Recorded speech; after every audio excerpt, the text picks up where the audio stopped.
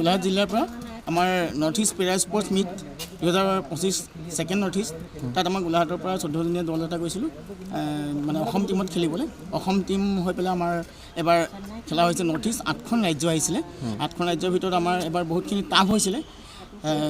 আমাৰ খেলুৱৈখিনি বহুত যুদ্ধ কৰি পেলাই আমাক গ'ল্ড মেডেল আনিবলৈ সক্ষম হৈছে গোলাঘাটৰ পৰা 12টা গ'ল্ড মেডেল আৰু 2টা চিলভাৰ মেডেল আনিবলৈ সক্ষম হৈছে আমাৰ খেলুৱৈসকলে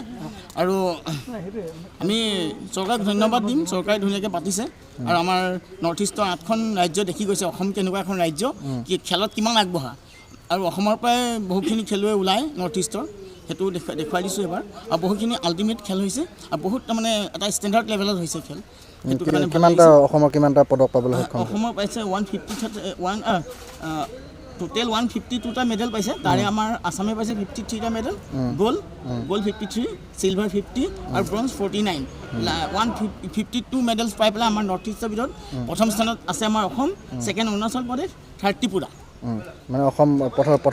প্ৰথম আছে অসমৰ আৰু মই ধন্যবাদ জ্ঞাপন কৰিছোঁ আমাৰ পেৰালিম্পিক এছ'চিয়েশ্যনৰ ছেক্ৰেটাৰী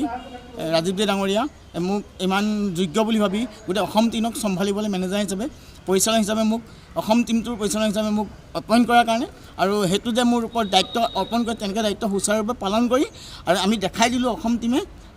152টা মেডেলছ লৈ পেলাই আমি দেখাই দিলোঁ 27 পৰা 29 নৱেম্বৰলৈকে সৰুসজাই ষ্টেডিয়ামত খেল হৈছিলে তাতে north east second north east para sport meet হৈছিলে তাতে মোৰ ইভেণ্ট আছিলে ডিছকাছ জেভলিং আৰু শ্বটপুট